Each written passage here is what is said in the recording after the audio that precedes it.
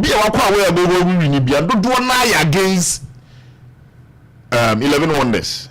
Now me care about J.E. Sapon. J.E. Sapon by an agent on record we bought 3 games against Vision FC, against Aduana Stars, and the last game we lose here, which is against Aduana Stars. Eugene, against Vision Olusu 2-1, against Aduana Olusu 1-0, and against Mediama Olusu 1-0. So looking at the pedigree records awayama no as a coach I nim no J.E. Sapon. Yenim say J.E. Sapon is known say Ghana can boost of Asamoah Gyan. Say Ghana can make very bold statements. Say we had a striker, obe Gracie African football, obe Gracie world footballer. Under and I say under the supervision of J.E. Sapon. So looking at these records, I want me as a Ghanaian coach. He cannot stay and be disgraced into or say want to be near money beam. Now I advise na be 11 personal reasons. On person CV be say. What's it? Ontimi say. Adwuma no bro ne so. You want to do J.E. Sapon so. Edema no. Attakora kan wasem.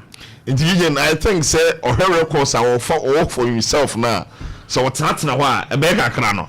Young Kai Papa or as coaches will be counting on the bad ones. So quickly we say bye bye to everyone. This picture here. Oh my God! Never plan to try. Ah, your coaches in so call. They would have Attakora you so. Your coaches will move a touch liar. Ah, you monkey come kakra. Ah, Attakora dey remember me. I'm using you know. Now say Kumasi Asante Kotoko air call to the transfer market. Sure. As I don't know what na after all the game against Aduana. He stated it. Okay, say head there they go into the market for some players. But again, me worry pane position now with the players neighbor. Position ben and count or some diviba. Every club in the second round of every season. Player now kwa kofana bano Eugene onye player oba besona hu sounds of no ye at the start of season but second round na there wa assess with team no I say coach wa assess ni team no wa but Eugene o me ya wa say players no mo ba no afi na mpanyimfo ba be show mo afi ni asa request mo videos. That's my problem, but this time round they should go for established ones.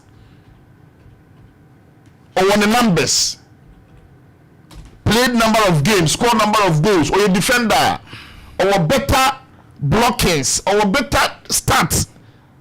Whatever fit in, or make sure that the goal involvement. So midday, it's not bad. Say Kotoko, they injected players into their team because now no crown region. We have team bars at Kotoko de buy. I want the smaller bus in the buy. Kasi ano say omo kaze omo fra kreba omo nya accident. Say it's not because of the size of the team. No, it's not. Okay, because it be may I thought it be at the size not just say it be on the way back okay. No, team bus kasi any fault. No, the way. But the condition of Kotoko now also mo ye injection also mo new players ba. But positioning way no mo dey ba region. This has always been the way and manner of the players. Now, supporters are calling for the head of Morifin Donsu. Morifin Donsu are feeling that all settled. It is outside another foreigner bar. You should go in for a foreigner or you're established. I feel nobody justify more than the video the agent. Or some come Morifin Donsu after game. You be trouble to management no. I'm not hearing what she said. The whole band be a nice fix. It can be at the start of the season. Sure. But it's a second round deal. We don't do that. Oko fan buy na what the neighbor be position na ususu say o lacking enti oko fan. So maybe they have to go in for new players, but they should go in for established players. Enya free number be try them try mo nya hwe. So that's my position. Okay. Dr. Caesar Lina Green Tea and I make come for Eddie Amame.